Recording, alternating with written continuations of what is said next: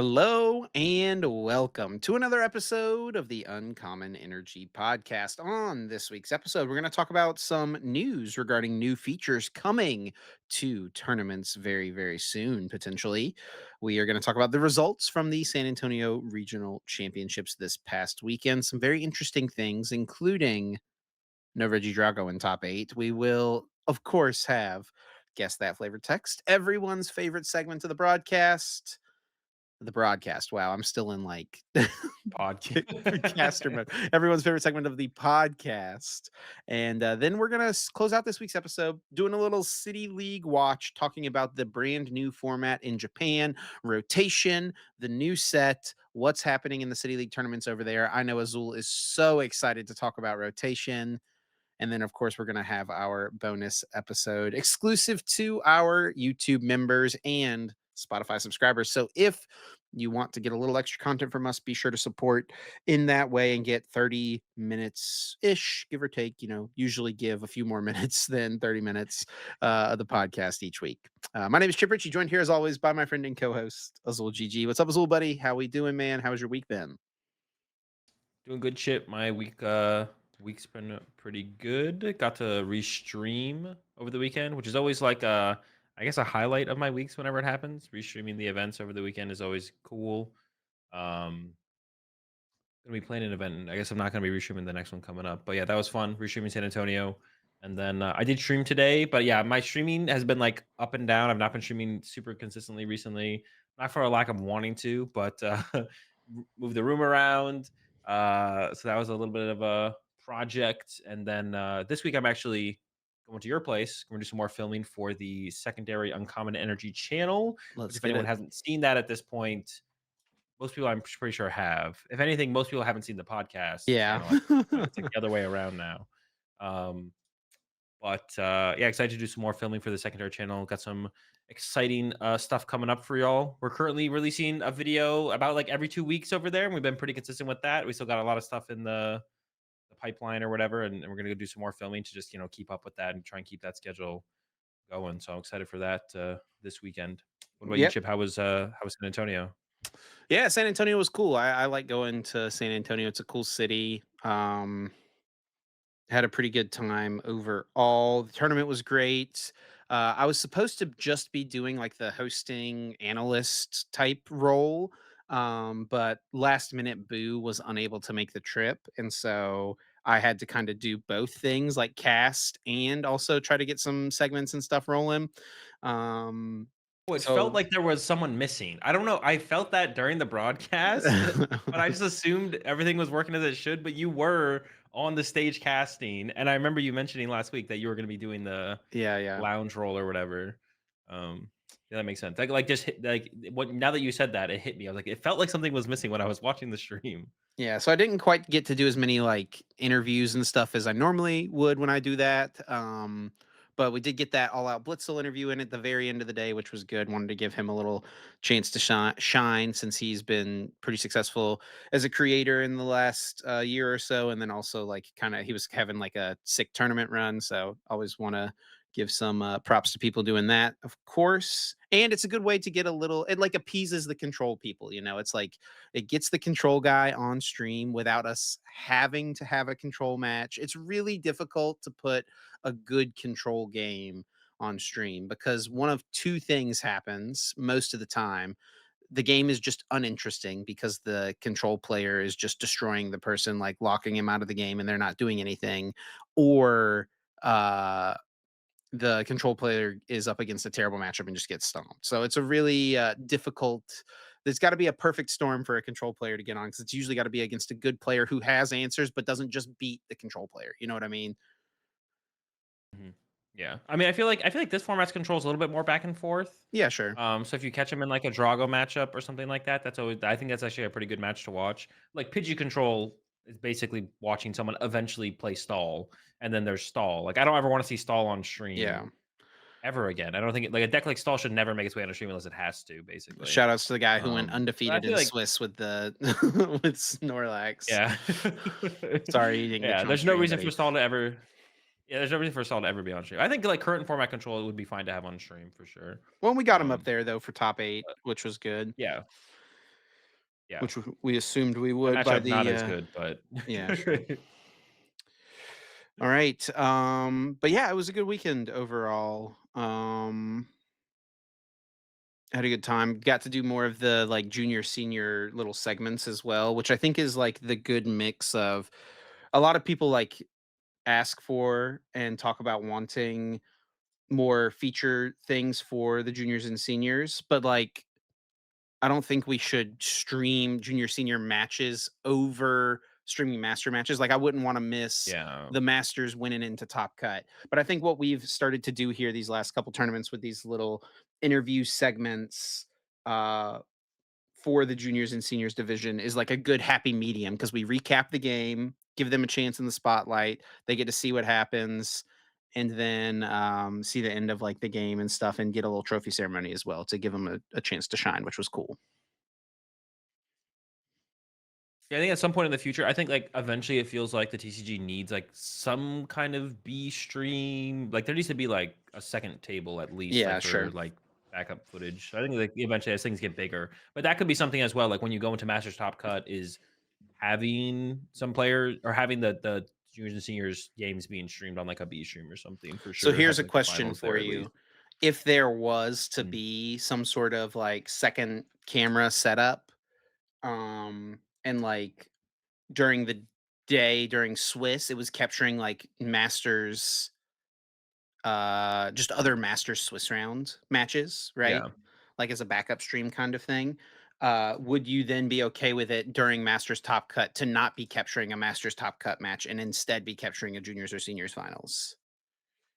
Yeah, I think that'll be fine because it'll only be take up two of the rounds as well. It won't take up all. Well, like you get. I mean, you could even push it towards. I mean, yeah, you could do it towards the early rounds as well. It wouldn't really matter. Yeah, I think that'd be fine to do. That'd be Or like a fine missing place to kind of put missing it. like secondary win and Um, ends as well, potentially. Because that's usually when yeah, juniors and seniors finals was taking place during like the span of Masters winning in Masters ASIM match, pretty much.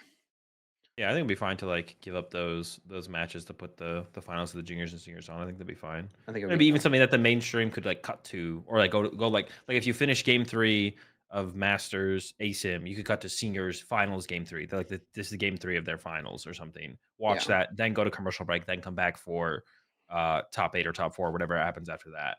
And then you could still have like when you get to top four of Masters, you still have both top four games being streamed or whatever, yeah, right? Even that I think would be really cool if the second stream doesn't even have like commentary or anything. Just having that, I think a lot of people would tune into that second stream, depending on the matchup or and the decks and the players. Yeah, one match on the main stream, but I think a lot of people would tune into that second stream depending on the situation. And it doesn't have to have like the whole fancy overlay or everything, right? Like you can't do that for both streams probably, but that's fine to have the second stream be a little bit more basic, the B stream. yeah. I'm just kind of curious on your thoughts because, like, I always am telling them Yeah. I probably kind of annoy the Pokemon people a little bit with like my ideas of like little improvements and stuff like that. Which I mean, I'm not actually annoying them, but you know what I mean. Like I'm just kind of constantly throwing things at them. So I always kind of want to hear other people's opinions on if what would make better improvements to the broadcast for sure. Because we're always trying to make it better, right? I think the number one thing right now is literally just more gameplay. Yeah. Um, I could see. I think the number one thing is literally just to see more gameplay.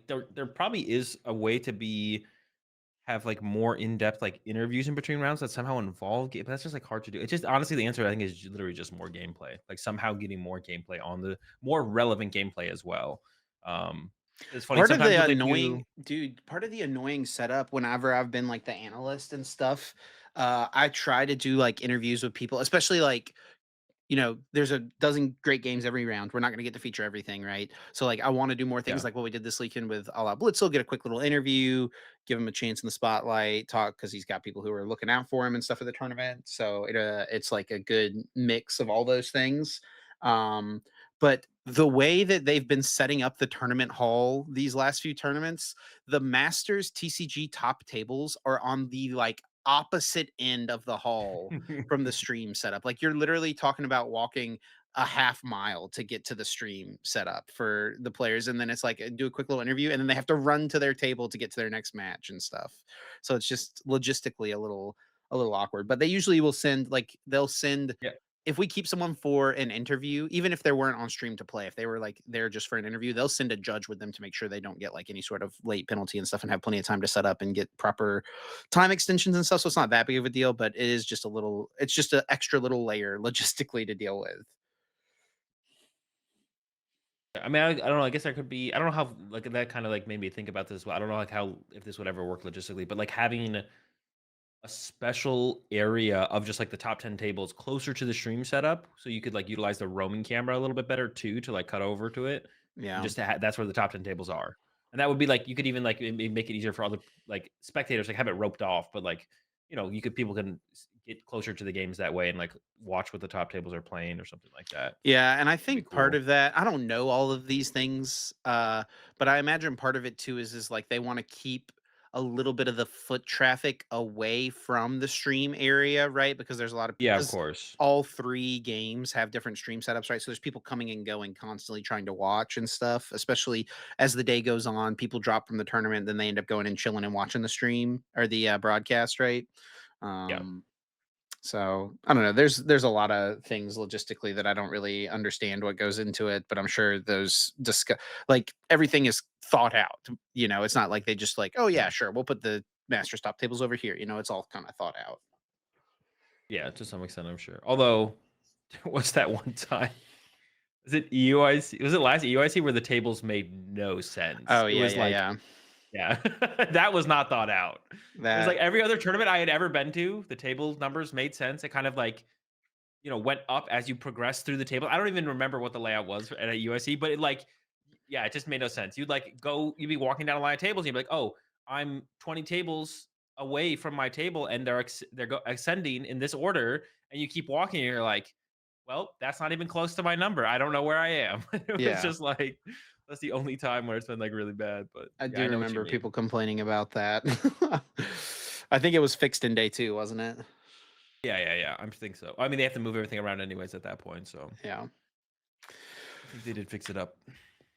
All All right. right. Well, let's hop into our first topic here, which is a couple of different announcements and stuff, or announcements, tweets, just kind of just news things to talk about here. Both posts from Chris Brown. We've talked about a few of his posts over the last few months. He's a director of global esports and events producer at the Pokemon Company International, and he we'll tweet out little like tidbits of information every once in a while that we like to get to talk about.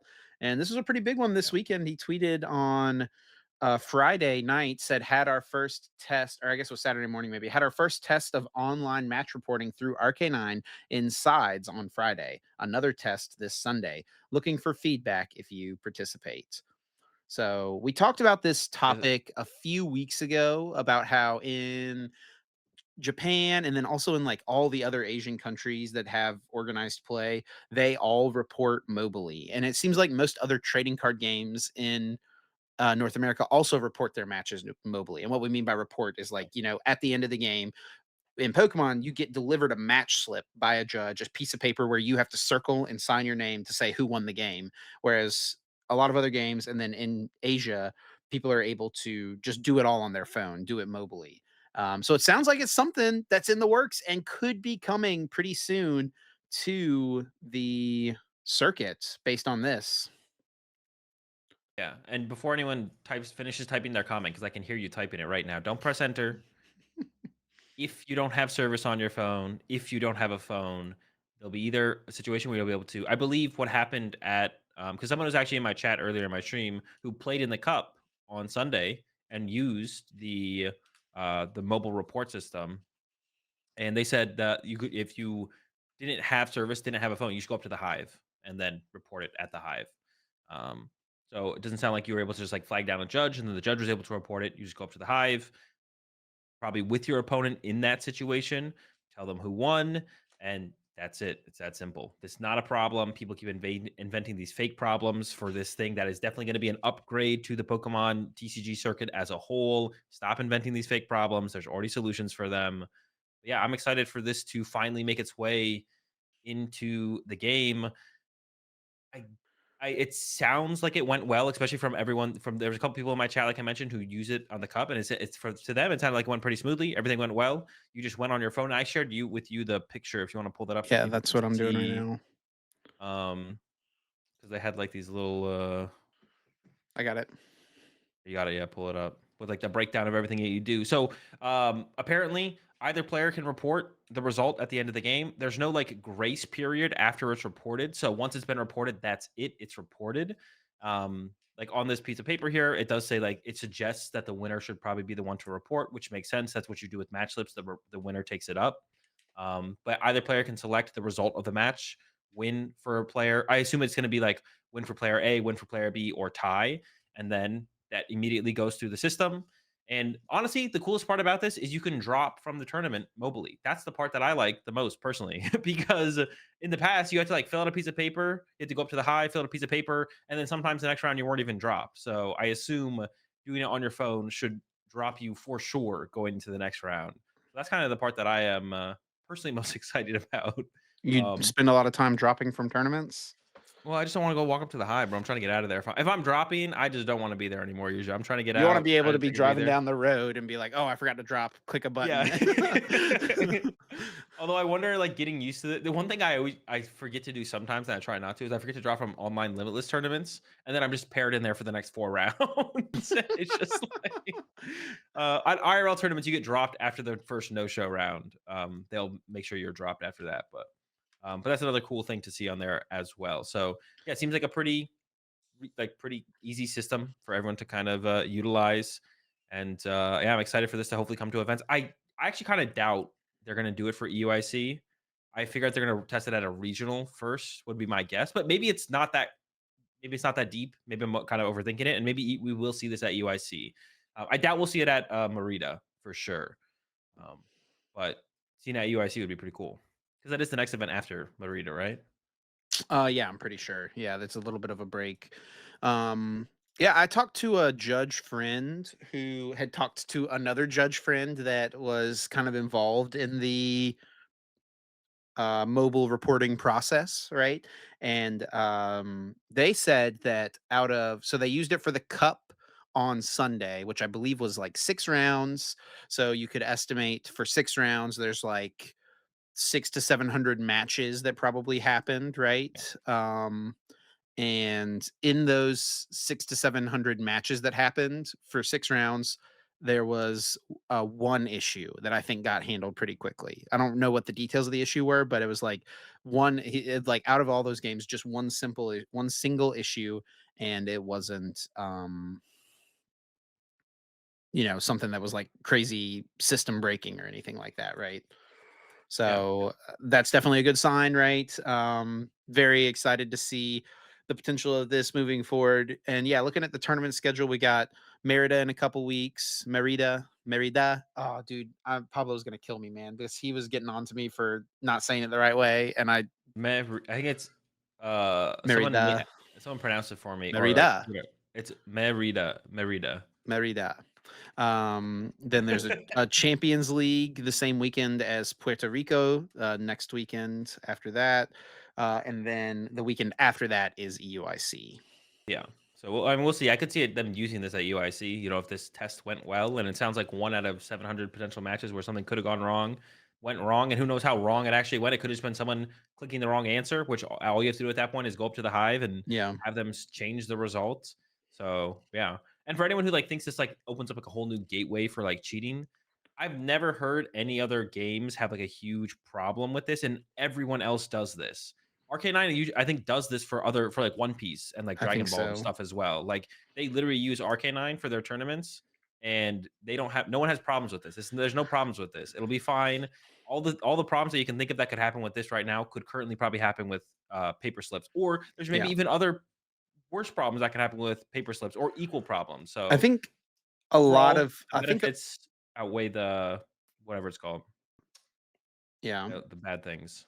I think a lot of people just look at new things and just immediately assume the worst possible outcome, or assume that people will try to take advantage of it. And sure, maybe someone out there will, but like the reality of just Yeah. life as well is that 99.9% of people are like going to be good, decent people about any of these types of interactions, right? And they're just like most of the people who are playing in a single Pokemon tournament do not care about winning or losing a single match that bad to like lie and cheat about it, right? Like, Yeah, exactly. I'm just like tired of because the discussion around this has been going on for a little while now. I feel like I'm just tired of the fear mongering around the possibilities of all this. It's like none of this. Everyone just keeps inventing like these fake scenarios and like these things that like if people were gonna do these things that people say they're going to do, they will just do that as with paper slips existing as well. Like if they're trying to be that malicious, they're gonna be doing it no matter what. Like online parents ain't changing anything. So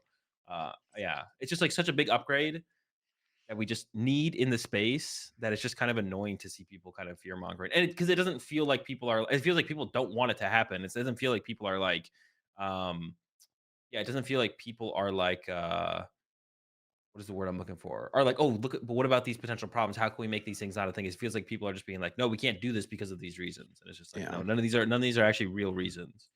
But yeah, I'm excited for this to come to the game. It sounds like the test went well, and I don't see a reason for it to not be coming soon. So whether it be EUIC or I assume I always kind of make the assumption that these kind of things will probably start in at a North American event, but I could be wrong on that. But yeah, if not EUIC, hopefully Toronto. No, not Toronto. What do we got coming up? Vancouver. Vancouver. Yeah, I knew it was a Yeah. Canadian one. Yeah.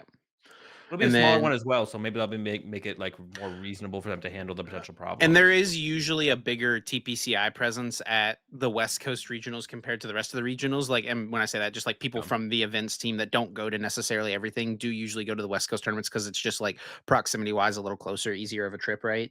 yeah. And so Vancouver would make sense then. there's usually, yeah, I feel like I feel like there's a shot we could see it happen there, which would be cool. Um, and then there's this other post as well from Chris that he actually shared. I believe this was today, which was just some data about tournaments, which I always think is really interesting. We talked about this, I think, last year when he put this same graph out. So figure we could do an update now this year. He said this month, San Antonio in the U.S. and Birmingham, UK, marked 5 premier events in each of North America and Europe for the 2025 season. Here is how the average attendance looks for each game at the halfway point of the season.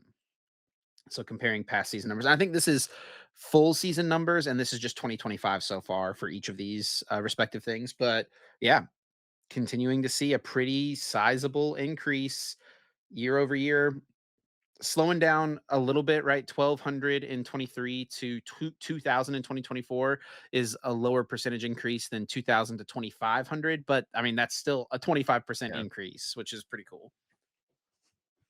Yeah, still a lot. And then even like, I mean, from 2022 to 2023 was almost 100% increase, or not quite. It was like 70% increase. That's like still pretty ridiculous. Went from 700 to 1,200, which is only 500 players, but the percentage increase is still really, really big. Yeah. And a large part of that, obviously, I think has to do with COVID, right? Like a lot of people weren't going to tournaments in 2022, not because of COVID, but because of it was like a half season, right? So it was like impossible. I like Yeah, no yeah, yeah. people That's weren't going out of true. their way to qualify for Worlds because you couldn't qualify really in 2022 unless you Events are still already selling out had points though. from 2020. They were selling out. You're right. Yeah, That's like a cap. big thing to actually point out as well. Yeah, sure. Yeah. And I think the caps, like from 2022 onwards, the caps have been getting hit less and less. So like the numbers like in 2023, 2024 maybe could have been bigger if the caps were higher. Who knows, right? Because like we definitely hit less caps this year than we have the past couple of years, Yeah, or and as quickly, I guess. it does look like in the replies here, Chris says that they'll share this same information for the other regions, so Oceania and Latin America at the end of the season. They just haven't had as many tournaments to give like a Yeah, reasonable average, right? You can't really gauge what the actual year over year interest is if there's only been 2 tournaments in the region, right?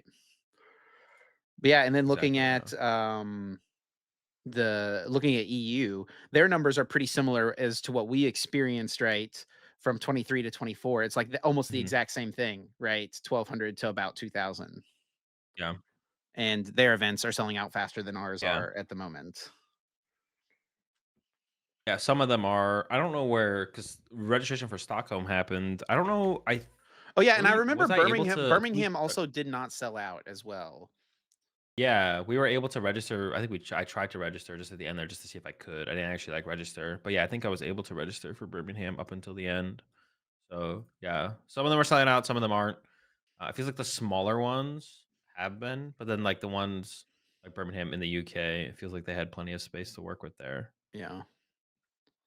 We'll see how the Let me rest of them. see. Actually, they don't have that many. They actually, I think Stockholm's their last regional. Actually, I think over there in Europe, Stockholm is sold out. and then they just have special events Hmm. in Europe after that. I think. Yeah, dude, they just need a. I don't know what the reason is for sure. Like if they just don't want to put forth the funding for all regionals, I just feel like they should get rid of the special events in Europe though. Just host them in countries where there's no gambling restrictions if that's the reason. Or because I feel like at this point it can't be like a funding thing. It can't be like, well, Pokemon's like, well, we only want to fund 5 regionals in Europe, so then the rest of the events will be special events. We only want to put forth like the prize money for that many. Yeah, I don't think it really has to do with that. I mean, I don't know these things for sure, right? Yeah, so that's what I'm saying. If it's the gambling I've heard laws, a just ton stop of running different them in these theories. Yeah. locations. Yeah, I've heard people say it's like it has to do with the gambling laws. I've heard it has to do with like how strong the trading card game market is in each country. I think that's actually something from the Pokemon website. I feel like Let me that see if like I can find matters. it. I feel like that shouldn't matter for Europe though, because they're always going to sell out. Like the events are pretty much always going to sell out or get close to it, right? Like it's Well, like I kind of it's comparable. I don't think that it is. I mean, listen, unless the Europeans want them in these locations, I would just kind of feel like I assume the European players want the cash pricing on the line, but maybe I'm wrong. I mean, if you guys want to go to a special event in It's where's the next one? it's Spain for the cash it's not pricing, then about the tournament selling out. I think it's about the sales of trading card game products in that country. I that think feels that's weird what it for is. that would feel weird for that to be the reason for the European ones. I could see that for like some of the like you have a special event in like Puerto Rico, right? You're never getting like Sure. 400, 500 players there probably. Actually, I don't know. You maybe actually for Puerto Rico, I feel like it sells out every year. But some of these like smaller Latin American special events, like I don't think you're pulling the numbers there. So for those, I feel like that qualifies. But for the European ones, I don't think that would be the reason because people are coming from all over Europe to come to these events.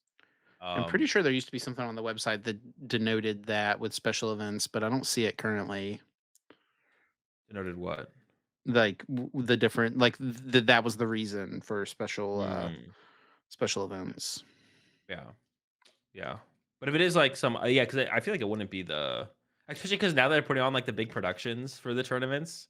So it's like I don't even know how the prize pool even compares to like running the stream for the Mhm. weekend. Like I feel like it's definitely more expensive than the prize pool would be. I don't know by how much though. Yeah, Um, all it says on the website now about special championships, it says they used to be called special events. Now it's called special championships. And Pokemon special championships are standalone events that award championship points in select areas where regional championships do not occur.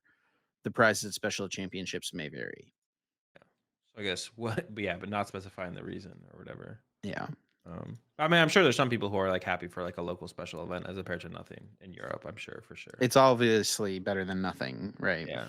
But I feel like, yeah, when I look at it, I'm just like, bro, I feel like the European scene is like they're basically comparable to the North American scene, or just like a little bit behind. I just feel like why do they still have special events over there? I feel like it doesn't make a ton of sense. But if it is like, yeah, like because if it is like gambling law based, like they want to have an event in Spain, but Right. gambling laws mean they can't have a prize pool. It's like, bro, just don't put one in Spain then. And I don't know if the Europeans feel the same way as I do. I'm kind of Yeah, from the but then outside looking in a little bit, but it's like there's enough of a Spanish like Spaniard population of players, right? You still want to give them an opportunity to compete for something, compete for points, compete for a chance at Worlds, right? Like, sure, sure. Yeah, I that's what I'm think, saying. So I might be wrong. I don't know yeah. exactly how the European players feel across the board, but when I look at it, I'm just like, that's how I like view it. But I'm saying like, yeah, I'm not, I'm not saying that's how everyone feels. I'm saying when I look at it, I'm like, I just don't understand how Europe still has special events. Well, let's take a look at San Antonio, the results from the tournament this weekend. It did end up being the largest regional championships of all time. Uh, Again, we've done it. we've done it. Congratulations. Well, it's been a while. You say that, but it's been a while. It was like Orlando It's been last a little year. bit. So it's been a Yeah. while since And it's it, actually not by much. It's only by like 30 players or something, yeah. I think. Right at 2,400 registered players are I guess this is the number I think this is the number of people who, like, submitted lists. Yeah.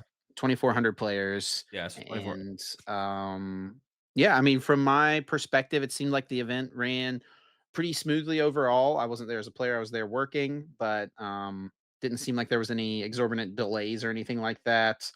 Yeah. That's There how was it a felt couple. watching the event for sure. That's good, yeah. It felt like it was moving. It just felt like probably the most, like, quickly that, like, it felt like the games were coming up on stream overall, that's how it felt over anyways. I'm trying to, like, compare it to, like, other ones in the past. But, yeah, maybe one of the biggest things was that there's a lack of I mean, that 16-minute delay cap or time extension cap may be coming into effect. I don't actually know. True. Um, oh, I guess while we're kinda talking about that, yeah, I'm just kinda memeing on that. One thing I will say is, some of the on-stream delays, though, are just like like it's obviously as a viewer, like when you're trying to watch the games and there's like a 20-minute stream delay. And it feels like one of the biggest holdups there is that Like a judge they call? need yeah, a judge call on stream. They need to go get a head judge. There should probably be someone who just has head judge powers on stream. And I don't understand why there isn't. Like there should just be a designated person who's on stream every single round or two people, whatever. Swap them in and out. Just keep that shit moving. Well, Oops. it's because. Keep that stuff moving. Oh, you're gonna give me some editing All work right, here? make a timestamp, make a timestamp. Just keep that stuff moving. Yeah, this came I think it came up like twice at this tournament actually. That's like the only thing where there's like it felt like there was a big delay in the flow of the content was that. And it's just like and it did make me kind of like reflect on like past regionals. And this is not like an uncommon scenario where something happens on a stream match, then they have to go get a head judge, and then it like kind of takes forever. Just like why is there not someone who's on the stream who is head judge or has So head judge power to just be like, nope, this is the ruling, we're moving on. Like, there's only so many head judge and assistant head judges at a tournament, right? And they're usually very busy out on the floor. There's like stuff happening all over the tournament with hundreds of matches. And then okay, 90% of stream matches don't have need for a head judge at them. so yeah, no, but the product of the stream is a lot more important. It's definitely of a lot higher value than other stuff. I will say so that is the head judge system for anyone who doesn't understand how it works. That's not for a lack of people who have head judged in the past. It's just there's only so many. They can just make someone else a head judge who they think qualifies for that position and then put them on stream. They can just do that. It doesn't need to be. It's not like they're like, well, we have 100 staff for this event and only 6 of them are good enough to be head judges, so we can only have 6 head judges for this event. There's probably like 10 plus people at that in that staff pool who are of caliber to be a head judge or have head judged in the past or maybe even more than that. So that's not really the problem. I don't know what the problem is, but I just feel like to try and create a better product in terms of keeping the gameplay flowing on stream, I think they one of the people who are sitting on the stream match should just be able to keep things moving. They shouldn't have to go get someone else. Someone on stream should be Yeah. able to It's just give almost out the like, penalty. yeah, I could definitely see that. And I think that wouldn't be unreasonable in the future for them to add someone who's literally because like they have people who there is a head judge and there's assistant head judges that have like head Yeah. judge power. I don't think it would be unreasonable for them to add into the mix a stream head judge and just make Yeah. someone who is like a dedicated stream head judge. I don't think that seems unreasonable. Yeah, and it's possible there's like yeah, because like in the past, for people who are like a little bit less experienced, you used to have to go to you if you appealed like a ruling on the floor, you would go to the head judge. But over the last couple of years, the terms have gotten so big, it's Yeah. like we can't just go to the one head judge. So now there's like I don't even know if they're still called head judge, but there is a top person, but under them there's like a couple other people who that's as far as you go. When you It's appeal to the assistant head head judge, judge. yeah, yeah. When you appeal to the head judge, you get an assistant head judge. You're not getting past them. Like they are the end of the line. Yeah. We just need to have one of those people of that status be on stream to keep things moving. Keep it like just in terms of trying to put out a better product. We don't want 20-minute stream delays because they have to go find a head judge, bring them to the stream, explain everything to them. Just have someone who's there in the moment, seeing everything happen, just make the ruling. Um, that's like the one thing I There was a mentioned with couple that. of those things, and those are always definitely annoying, and they are not fun as a caster Yeah, either. yeah, that's one thing for you Oh my guys as gosh, well. it is brutal. Those are so brutal. There's only so much you can talk about with like what ends up happening and like what you think happened and stuff. But Yeah, um, definitely. well, let's talk about the results of the tournament. It was won by Henry Chow, who gets his second regionals win, not just of all time, but of this season. And Yeah. really, since NAIC, like the past 9 months or so of the game, Henry is definitely like just one of the best players in the game right now, without a doubt. Yeah, He definitely. is like kind of, tunneled on the one archetype, right? But there's like merits to that. He is the best Gardevoir player in the world, undoubtedly. Yeah, Um, click on his name real fast.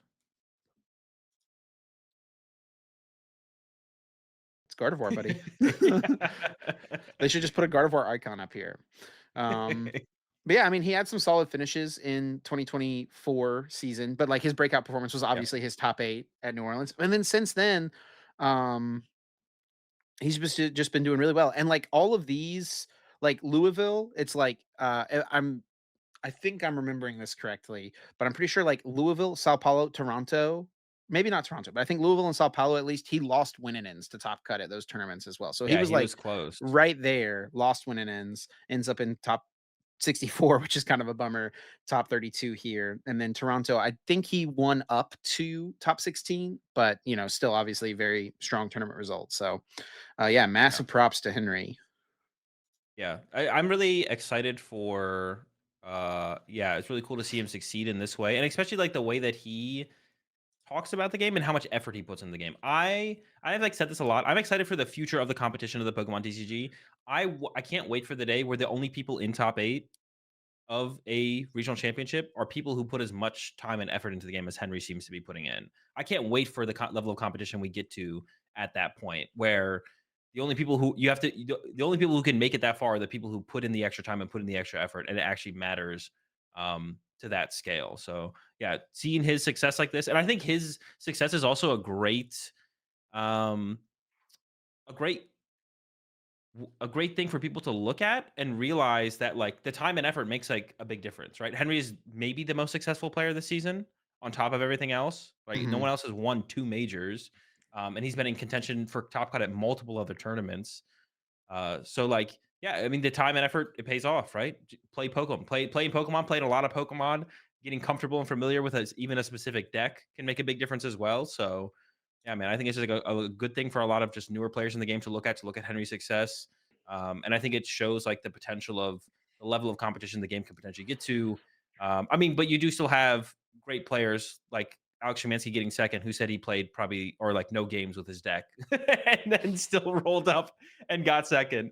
And I don't want Alex to not be able to succeed, but I think the game would be in a lot cooler space competition wise when you have to put in the extra effort. Yeah, So yeah, I Alex is think obviously a great player. I think that it's I think it would be pretty tough just because of the size of the tournaments for us to get to the point and like the fact that it's an open playing field as well, right? Like I don't Yeah, of think it would course. be impossible like I think you should expect every year at Worlds that the top 8 is going to be the people who have put in like a ridiculous amount of time and practice into their deck, right? Someone's not going to luck their way into top 8 at Worlds. But at regionals, I think it's much more likely that you'll see someone who's just like has good fundamental Pokemon skills who like doesn't have that much practice with their deck, rolls up, does well. And that seems to, I mean, it Yeah, was, that's for sure. we can talk about this here now, I guess, because James Kowalski, AKA All Out Blitzel, he actually put out this tweet. He got top 4 at the tournament this weekend. And he said, oh, I clicked off there we go.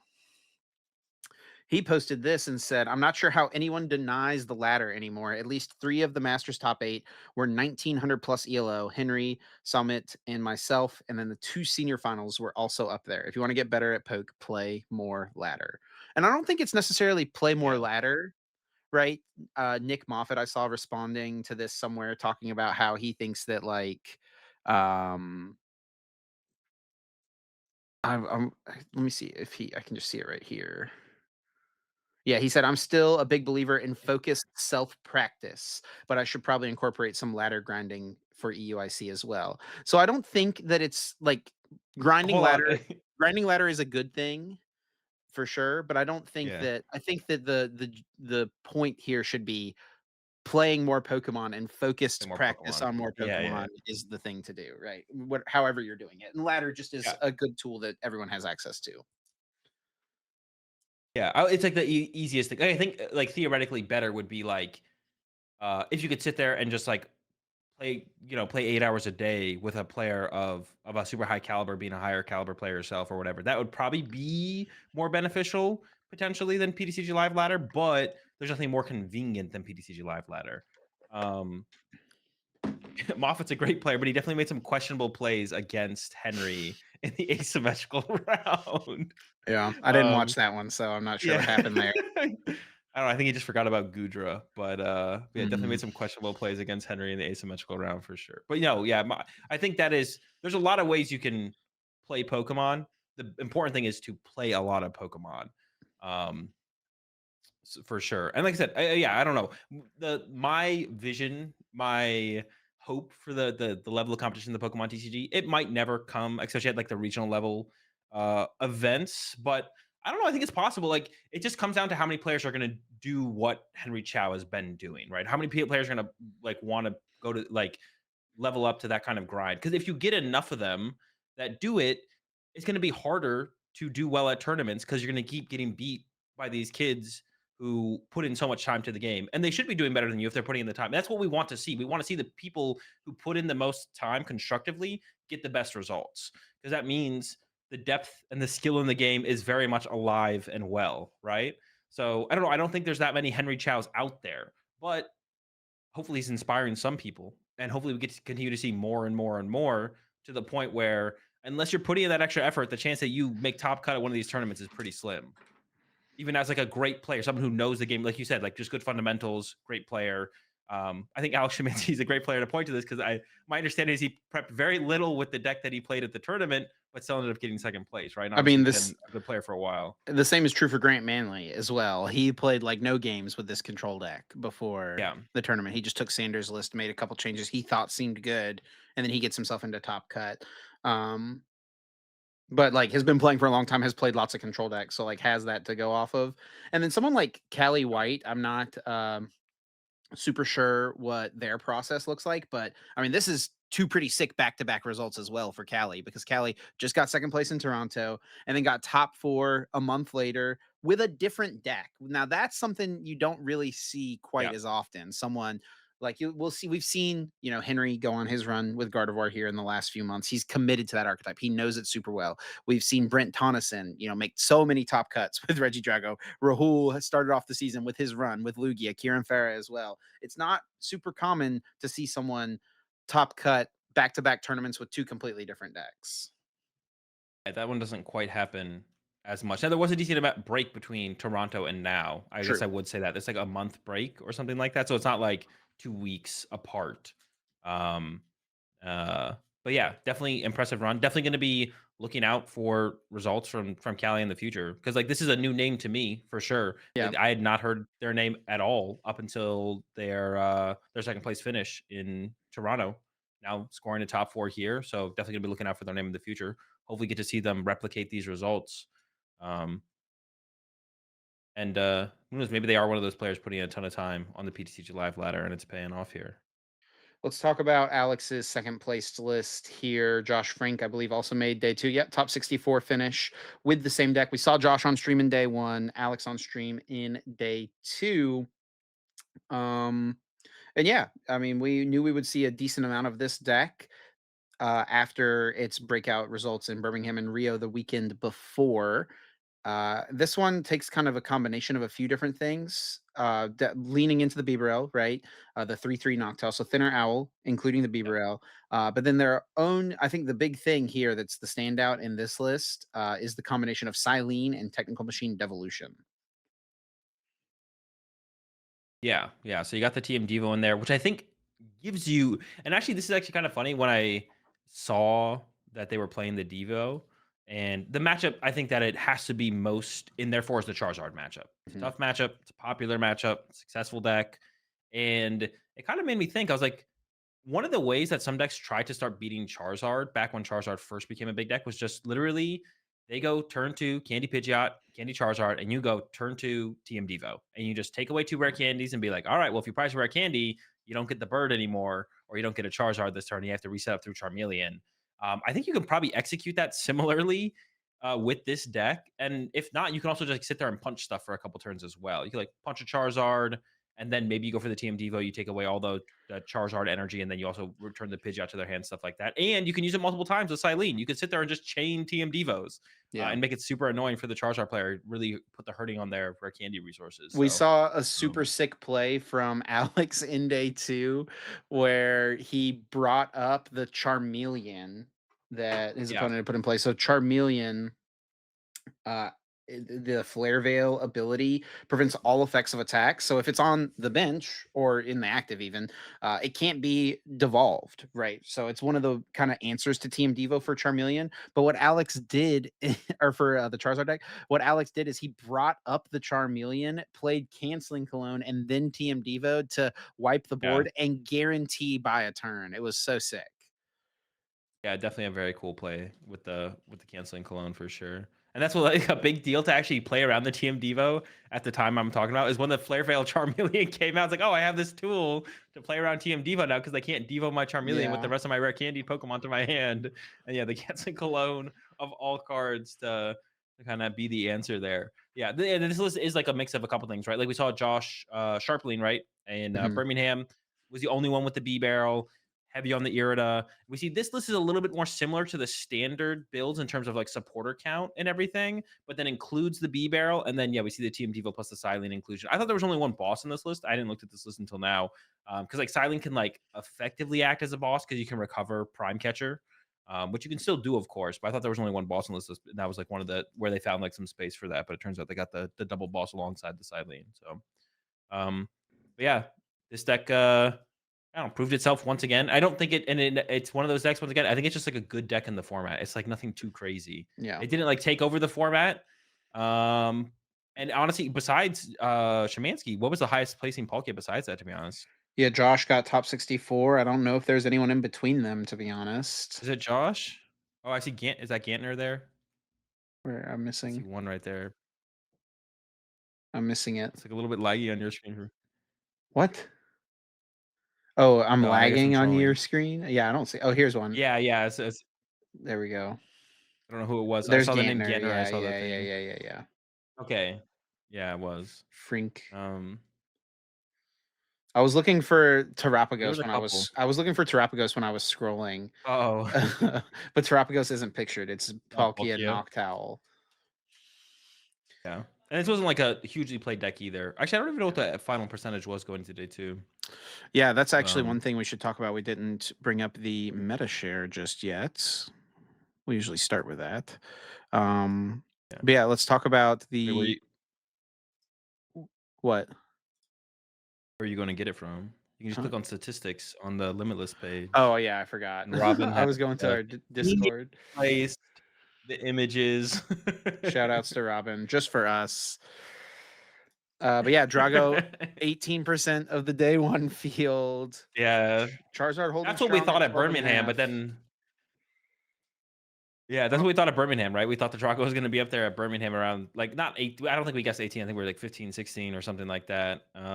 But it turns out maybe not as big of fans of it in Europe. I don't even know, but still the top two decks are the same. And then from there we get into like the sevens and the sixes with like the Raging Bolt into the Gardevoir. Lugia did make a little bit of a come up, I feel like, from where it had been. And our Chaladon's still sticking around in the top six. But I don't think it had a very good showing, which I'm not surprised by. I think the Archaladon hype is like it's like very misplaced because the deck is just not that good in this format. It gets better next format, but I feel like so many people are just like chomping at the bit to like play a new deck. I don't know. And also, Azul Dawes, the graphics guy backstage, wanted me to tell you that he made sure to get the best of the rest graphics done just for you. So we got him here for you, Shout out, buddy. yeah. I like seeing these extra numbers. It's really nice to see this extra information. So yeah, shout out to Dawes on that, for sure. Now we just need uh over in Europe, they do the best of the rest. They just don't use decimals at all, so it's always a rounded up number. Yeah, I don't Now we know why just they don't do need that.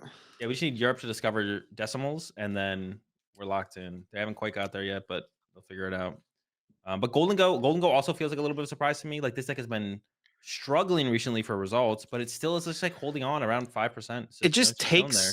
it just takes a long time for a deck to fall off, right? Like Raging Bolt Yeah. hasn't had great success in a long time. We did see Nathan Stratford get top 8, which we'll talk about, but um it takes a long time for a deck to totally fall out of a meta, and Golden Go had popped up to the 3rd most popular deck, so it's gonna be a Yeah. while before it drops back down to 2-3%.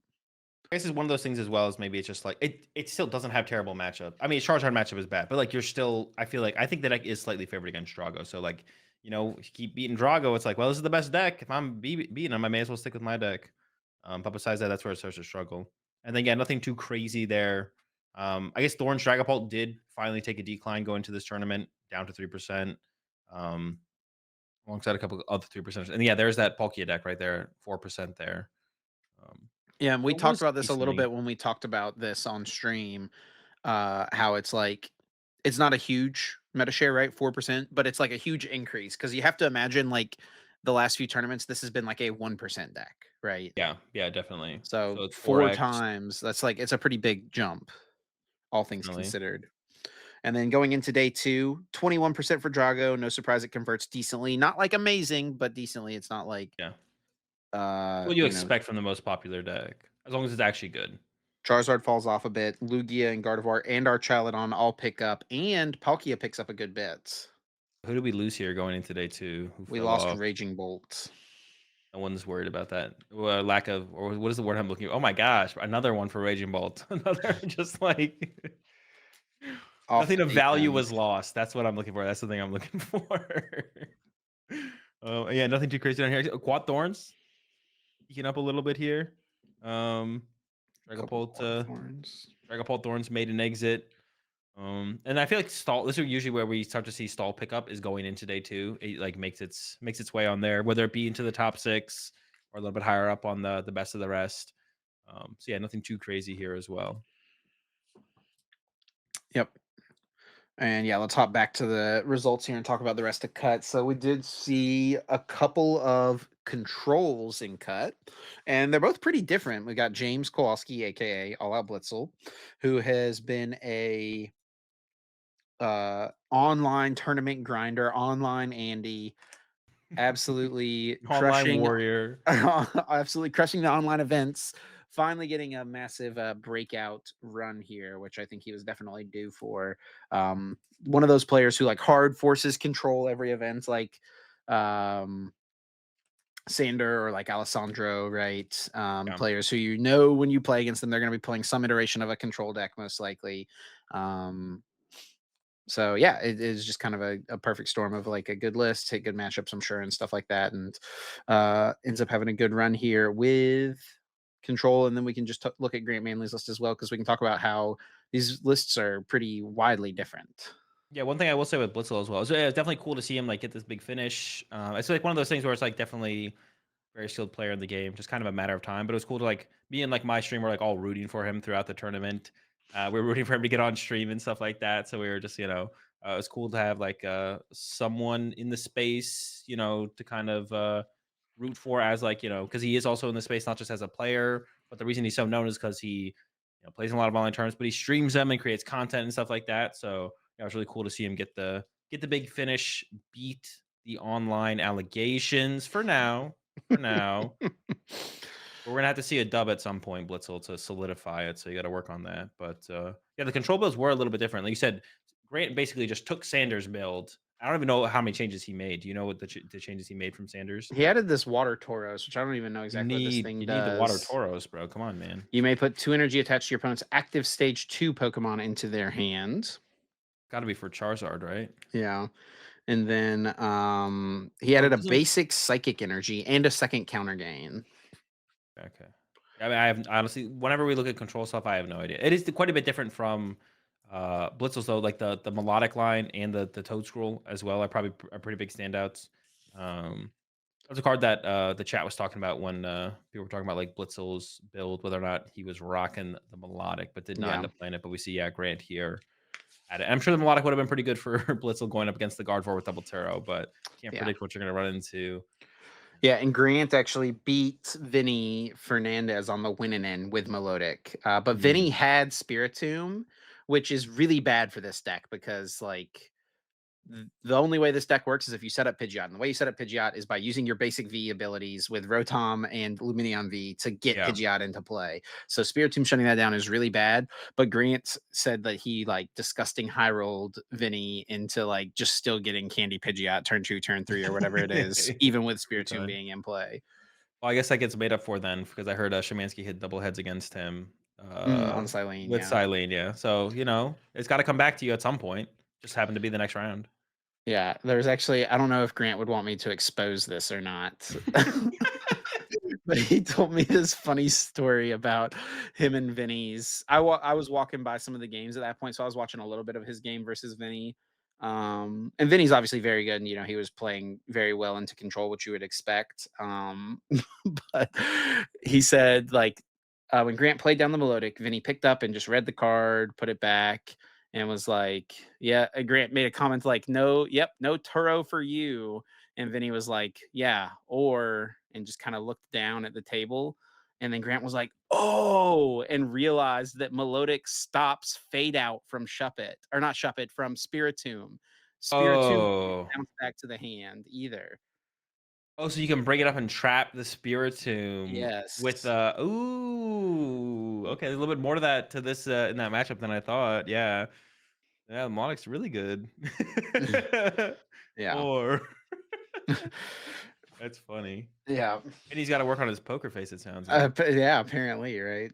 But yeah, Grant told me some funny stories about how he like beat this quad thorns player by they left like one iron thorns in play for some reason, and then he goes Thornton counter gain psychic energy on rated Alakazam to do 1,000,000 damage to knock it out with mind ruler to win the game.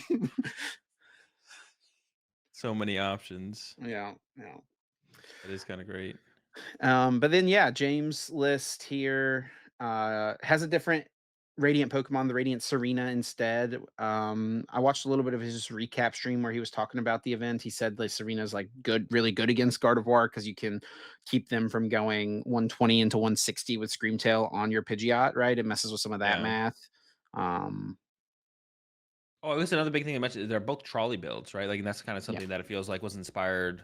Actually, I don't know, maybe Blitzel's been doing that for a while, but I didn't see that until Sander did it at Birmingham. And when I interviewed Blitzel, he said that he gave props to Sander for the trolley and Okay. said that trolley just opens up a lot of plays for the deck, a lot of options or something. So Sanders still the godfather of control then? No one's You know taking it away from him. Yeah, I think you gotta still get, yeah, Sanders still gets that title for now. Both players, both control players, giving some props to Sander going into this one, or with the list that they ended up playing. Yeah. But yep, it's just good old control there. We had another Gardevoir player in top cut, Neos right here. Similar build, it looks like to Henry Yeah, just had the unfair as instead opposed to of the the, box. yeah, as opposed to the secret box. But yeah, the Mawile cheese is available. No Klefki from either player actually. The Klefki is absent from these builds. Usually and included in most Guardies, I feel like as of late, but I had to play a rock on the key. We had Joshua Wallace in top eight here, and this was kind of a cool story because we had him on stream day one where he beat Kieran Farah, obviously very good player, Yeah. and then that propelled him into his first ever day two, which propelled him into his first ever top cut. So that's pretty cool. That's a pretty good first right there. Yeah. Yeah, and pretty stock Charizard, the 4 Nest Ball, the 4 Buddy Poffin. Bro, I don't even know, like, sometimes I saw it was funny in the set against Kieran. I mean, I've in the past thought Lugia should go second against Charizard for sure, but now these Charizard decks, man, the 4 Nest, 4 Poffin, like, they're just, like, not really ever having a slow turn 1, it feels like. But, yeah, I'm still not sure that the Charizard builds obviously change moving forward, but, yeah, the way the Charizard deck has, like, ended up at the end of this format, it's just the deck feels so good going first now. Nathan Stratford here with the top eight finish with Raging Bolt. Nothing crazy. 3 Bravery Charm. Did play boss. Does have the boss in there. Yep. He's got Um, no Mimikyu answer. yeah, and I think So that's what did him in, right? yeah, he lost to Blitzel in cut, It's actually and Blitzel talked about their stream games because he said he put the Mimikyu in play game one, and Stratford conceded, and then he donked Blitzel game two. And I was like, bro, why did oh, this guy concede game one? You got to force him to play it out in top cuts. yeah. Oh, no, that wasn't their Oh, that was in Top Cut? That's what he said. That was in top 8. Oh, okay, okay. Yeah. I mean, yeah, you always make the control player play it out for sure. Like, make them beat you for sure. I Yeah. heard that the one thing that's weird is I heard that Nathan and Whistle ID'd in day 1, but now it makes way more sense why they ID'd. At first, I was super confused.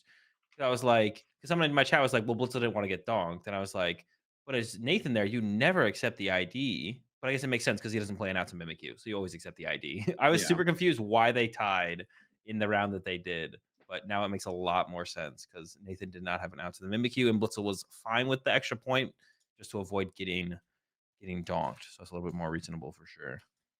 Yeah, no mimic you I don't out. know, how Avoid. likely is it to get donked, though? And they're going to choose second going into game 3. I don't know how many basics does the deck play. I mean, you still have to find the Mimikyu as well, but yeah, the question is how many basics does the control deck play? It's pretty unlikely, I think. I don't think it's that like because it plays a decent. Well, it's the trolley builds too. How many like what does the Pokemon search card look like? And honestly, it doesn't seem too ridiculous unreasonable. Yeah, maybe not. Yeah, he's got what? 2 Nest Ball, 3 Ultra, 1 Trolley, Or Arvin, 1, 2, 3, 4, 5, 6, Sealstone, 7, 8, 9, Heavy 12. Ball. There's 16 basics. We're not getting donked, bro. What the heck? Why are we conceding? Queue it up. Next game. But I guess also like if there wasn't enough time for the last game, that could also be a reason to just be like, all right, fine with that. Because the only like you never win, you either tie or lose. Then like the ID does make sense on Blitzel's side. But It then also that doesn't could make any so sense on Nathan's side to ID because if you either win or tie, then you always play for the win, and then if you don't, you end up with a tie. it looks like based on Pokédata, they played in round 9. Yeah, that's the one I'm talking So about. That's that's the bad. kind of a that would be kind of an interesting spot to ID because you're not like guaranteed to cut Yeah, from so what Blitzel's thought process could be, right, is he wants to put the Raging Bolt that does not have a Mimikyu answer. Like he wants them to make top cut, right? So he can maybe hit them in cut, which of course ends up happening. sure. But Uh, it doesn't make Ties sense like to do that whenever you're not guaranteed to be making cut as is, right? Yeah, tie's not super high value either because one tie you're never making cut with one tie. You would need two ties did make cut at this tournament, but um, so yeah, another tournament where X2 was very safe in the cut, and then X1 2 actually made cut as well at this one. And then there were a couple other Regidragos in top cut. So there's no Regidragos in top 8, but there were 2 in top cut. They both lost in ASIM though, Nick Moffat and Kevin Gomez. So Drago, I mean, I think it's still there. I think it would be hard to argue it's still not the best deck in format.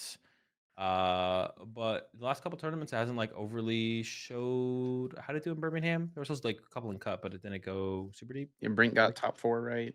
Rune got top Yeah. 8. Yeah, we see that again. I don't think anyone's. I don't think we're really. I don't think there's an argument against it being the best second format. It just didn't have as deep of a showing this time. It was, but honestly, based on how popular it was day 1 and day 2, maybe you could say this is a little bit of a disappointing finish for Drago in the last tournament of the Surging Sparks format here. I would say so. Yeah, and we see this list from I would mention from Moffat Super Tech out for the mirror, the bundle, and the collapse stadium. Yeah. Bundle specifically for the mirror collapse can be good for a couple different reasons, but I think generally it's pretty strong in the mirror match to remove liabilities The like big omission anti-guarantee. here that has become like a standard thing in Drago lists is there's no canceling clone. Is that like everyone across the board? Yeah, I noticed Moffat didn't play it. No egg as well. Thank goodness, bro. The egg was so bad. Yeah, Rowan Stavino played this same list, and it's actually the same list he Yeah. played all the way back at Baltimore at the like his super. I guess after Worlds was trying to beat the mirror, right? So Yeah. makes sense to bring Bundle the it back for collapse. this. Yeah. What was he? What does Kevin Gomez's list look like? Do we have the Yeah, canceling it clone was here? There's much one. more standard. Yeah, and Yeah. then like Ian Robb played the canceling clone as well. He got top 16 or top 32, I think. Yeah. He lost the win in it, I believe. Yeah. So I mean, it's not like there wasn't good players still playing Drago. Um, Yeah, of for the course. Yeah. event, yeah, but it definitely had a underwhelming performance. Piper Lapine played it as well.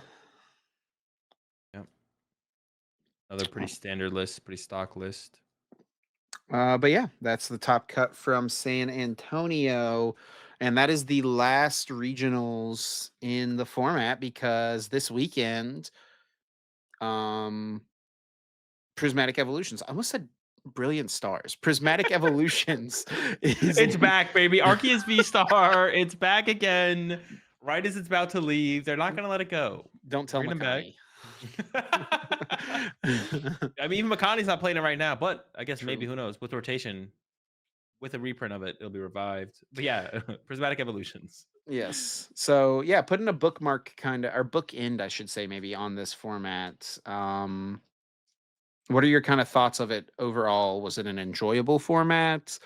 That we're gonna this is like the last chance we'll get to have with some different of these archetypes, right? Because Badu changes the format quite a bit, right? Or how big of a change do you think we'll see moving forward? Um, I mean, from what I actually have not played that much Pokemon recently, to be honest. A lot of restreams, a lot of watch parties, um, and then other stuff. And then even coming up this week, I'm traveling again to uh, go to your place to film some content. So it definitely feels fresh, I would say. Dragapult's a big deck from what I have played. Archaludon and Lugia are also bigger decks in this format. Archaludon really wasn't a deck in Surging Sparks format, kind of at the end, but like Hmm. it wasn't. I feel like Archaludon was like not seriously a deck at the end of the Surging Sparks format. People just decided to play it for whatever reason, but it is not now. It is a seriously decent deck going into Prismatic Evolution. So things definitely feel different, um, for sure. And I mean, I think Surging Sparks was fine. It wasn't like anything too crazy, but it didn't feel bad. I feel like there was a decent amount of evolution of the format. Would have been cool to see. I think the biggest thing maybe would have been cool to see the Palkia deck come onto the scene a little bit sooner. That could have made things a little bit more interesting. It took a while for it to kind of get there, but once it Hmm. got there, I feel like things did start to shake up a little bit. Well, It it's was nice to actually see. almost forgot. We do need to recap our predictions Oh from yeah. last week. First prediction was how many Terapagos decks would there be in cut? You guessed two, I guessed one, and you were on the money with this one, buddy. Yes. At first, We get I saw only one, and I was like, "Oh, I did the same thing you did. I wasn't looking for the Palkia." There was yep. 2. Alex Szymanski with the Palkia build and Callie White with the straight Terapagos Pidgeot build. Next one was how many non-Americans would there be in Top Cut? You said three, and then I said two, which ends up being correct. Kevin Gomez and Callie White, both from Canada. See, the problem here is the original script had Vinny beating Grant, but Grant or Vinny wasn't supposed to tell Grant that Melodic stopped Spiritomb, so he was supposed to win that one pretty easily. But then it all fell apart. So yeah, Dude, the original script was not supposed to have Grant in cuts. It was it's supposed to be so Vinny crazy instead. how far you fall when you lose a win and end. Yeah. Like Vinny was on a win and into top cut and he drops all the way down to top 64. He got 37th place, zero cash. Like that's ridiculous.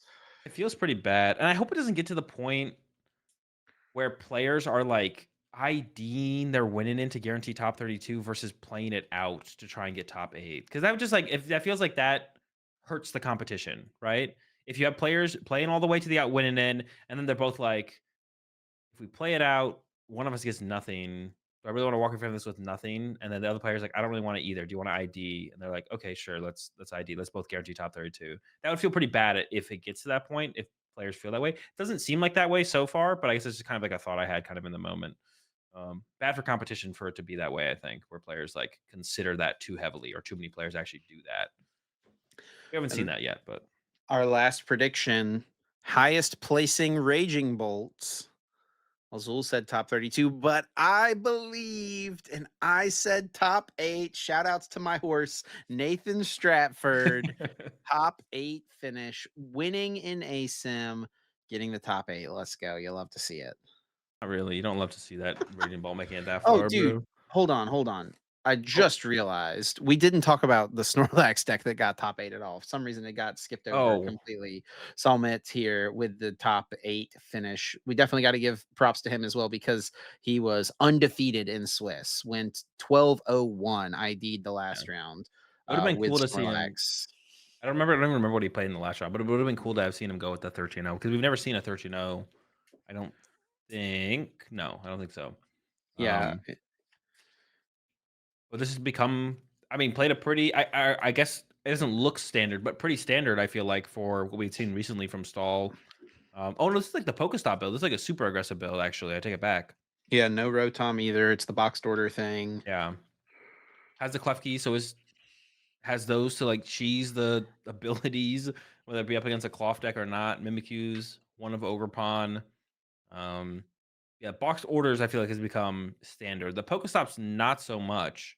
And then also has the Miracle headset in there. So you can do like a late game. You can like deck yourself out and then Miracle headset loop with Silene or something like that. I don't actually know Mhm. exactly how it looks at the end of the game, but yeah, basically just try and deck yourself out as soon as possible. I don't know if you saw this post or not. Hang on. Oh, I just lost it. There we go. Sorry. Uh, Summit posted after the tournament and said, I've waited a whole month to respond to this. It was me. And it's a quote retweet of who the F is playing Block Lax boxed order on live ladder on Christmas. Like, come on, man. And it was Summit. That's so good, man. And it's got a good the Elmo burning emo or gif or whatever is there as well. Yeah. That's so funny. Excellent, excellent post. On Christmas of all things. Can you believe it? But yeah, sick run. And Summit as well, someone who's like a TCG live grinder, like up there 1900 plus ELO. So yeah, hard work pays off. Just got to keep spreading the PTCG Live propaganda so the next generation of players are on a whole nother level.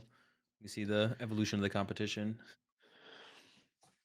All right, Azul. Well, let's move on to guess that flavor text. But before we do, we have to take a moment to thank our fantastic sponsor, Dragon Shield, for supporting us here at the Uncommon Energy Podcast. Of course, Dragon Shield makes some of the best card gaming and tabletop gaming products and accessories on the market. We love them for their sleeves. We also use the deck boxes, the binders, the I love the Magic Carpet XL to store my cube. The cube shells as well make drafting such a breeze. I think basically everyone who I've seen have a cube has the Dragon Shield cube shells. So if you're interested in drafting, it's like that's the piece to get, definitely, is the cube shells. I'll shell out for those anytime. And yeah, I love the sleeves as well. Yeah, I Azul, you remember. when you come this weekend, you got to bring a couple boxes because I'm running a little low here for whatever we're filming. Sounds good. Yeah, I remember it was definitely a massive upgrade to your cube because I think I played with it without the cube shells, Mhm. the cube shells, and then with them. So definitely a massive upgrade when you got those. I remember when you used those for the first time. Um, So if you want to pick up some Dragon Shield products and show us some support, you can do that by clicking the link in our description or going over to their website and using the code UEPOD, UEPOD, to get yourself 5% off. And of course, support us here and continue to help the content that we're making here on this channel and on our second channel as well. yeah, appreciate it. And up next, we got guess that flavor text chip. This week, it's your turn to pick a card, read the flavor text on it, and then I will try and guess which Pokemon that flavor text belongs to. I'll get 4 points if I get it right without using a lifeline. And then one less point for each lifeline I use. The lifelines are what set the card is. Wait, what set the card is from, what stage the card is, and then read an attack name. The whole set is a card. All right. Chip, I am ready. Bro, I was getting roasted by some people this week about how long it's been since I've gotten one right. It Walking has by. actually it's getting up there now. It's been a minute. It's been a minute. But you know what? I don't have a chance this week because it is your turn to guess, and I've got a card ready for you. You ready, buddy? I am ready, Chip. Current score is 32 to 29. So 3 points. You could tie 4 point spike and you could take the lead all time. All right. It boasts fangs so powerful that they knock opponents out in one shot. Enemies that slip up will be taken down without fail.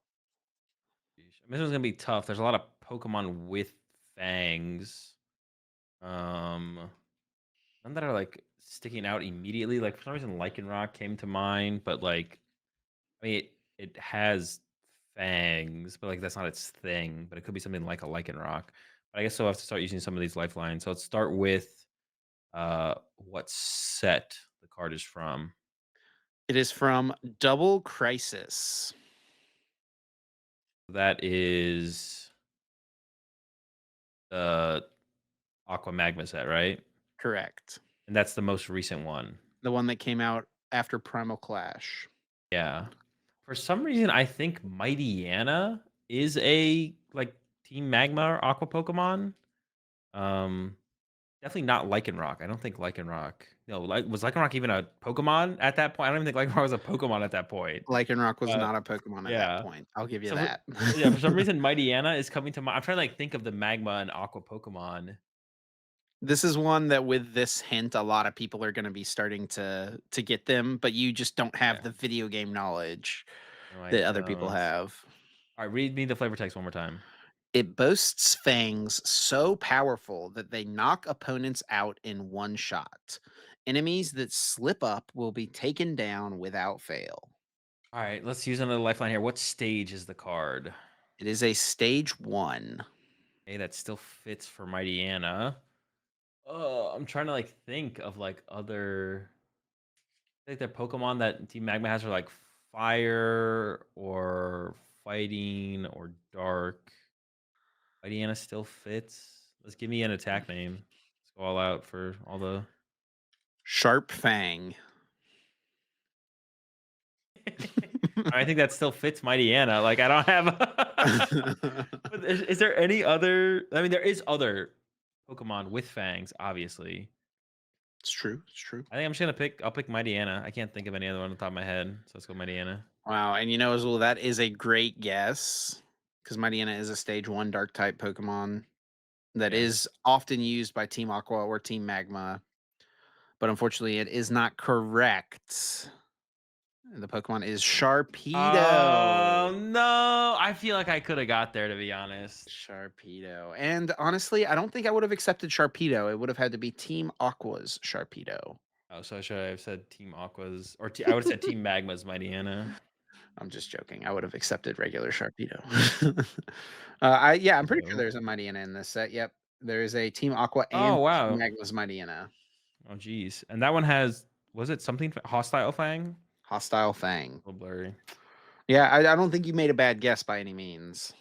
Yeah, not Sharp Fang, though. It was close. I couldn't even, like, picture either of those cards from the set, to be honest, looking back at this. I remember the camera up, played all ever, and the Groudon. Yeah. The The other Camera Up one. was the only one card from this set that like was remotely used Oh, actually was what it competitively do? besides the Team Magma Secret Base, which ended up being a really important card once Oh, Drampa yeah. GX came out years later. Or even the other one was, the other one was playing Control a little bit, the team at Aqua Base. Yep, true, true. Good point. Yeah, both those, I guess, were played a little bit. This is a pretty underwhelming set, though. I remember I think I mentioned this before, I tried really hard to make the what is the Stage 2? This guy. Yeah, you've told me about Yeah, this. the Team Magma's Aggron, I tried to make it work, it did not work. I don't even remember what I played it with. Maybe it was the Camera Up?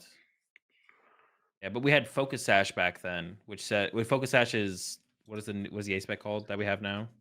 Survival Brace. Yeah, Focus Sash is a survival brace, but you could play 4 of them, and it was only for fighting Pokemon. Yeah. But yeah, it didn't quite work. I tried to make that guy work. It never worked. Unlucky. Well, Azul, better luck next time. I at least get to hold on to my lead for a little bit longer. Yeah. Hopefully just a little bit. I'm getting there. I mean, if I spike a 4-pointer, I will take the lead. I'm down to just like get 1 point at a time though, and just like slowly Whoa, piece it whoa, you're thinking together. I'm getting nothing? I don't know. So far, I mean, for a while now, it's been nothing, Chip. That's true. It's true. I've been struggling out here. Well, let's go ahead and hop over to our final topic this week, and we're going to be talking about the new format in Japan. So Japan now has Journey Together, or what's their set called? No, Battle Partners. Battle Partners, legal for play. It will be our Journey Together set, which comes out when Azul. You know these things better than me for some reason, which is kind of crazy. Yeah, I guess to keep up to it. I just keep up to date with like the dates on Justin Basil. End of March. I mean, we have the official dates basically now. So it's like March 28th the set comes out. Rotation is April 11th or something. But Yeah. so rotation will be on PTCG Live when the set comes out. In I wonder why they do that. I guess it makes sense. Like the when the set becomes tournament legal is Yes. when rotation. I guess that makes sense to line it up. But on PTCG Live, rotation and the set will be legal the 2 weeks before it becomes like officially tournament legal tournament rotation happens. Yeah. Yeah, they already have everything over in Japan. They got it all over there, and they've been cooking. There's definitely some interesting stuff. It definitely seems like things change, but it seems like one of the most successful decks is Raging Bolt, which is like less exciting. So, Depends on uh, who you ask. yeah, well, Raging Bolt seems to be going out of the format as we head into Prismatic Evolutions, and it seems like maybe we're a set away from it coming back in. The thing that's kind of disappointing when you look at these results, and listen, this is just early results. Man, dude, there's no ends that none of the owners' decks seem to be very successful.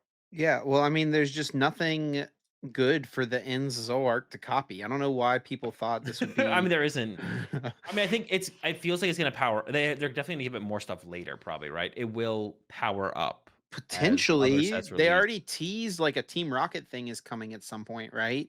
Like Ends, Put a ends In and card in Hop there. and these guys, they're not a part of Team Rocket, so Yeah, but are they gonna do like no ends cards in a Team Rocket? They could put one, right? maybe, Maybe. probably not. I feel like the owners. Well, I think Hop maybe got everything Hop is gonna get. All right, like Hop doesn't need anymore. But I feel like the ends deck will probably get a little bit more moving forward. We'll see. I guess maybe these cards just suck.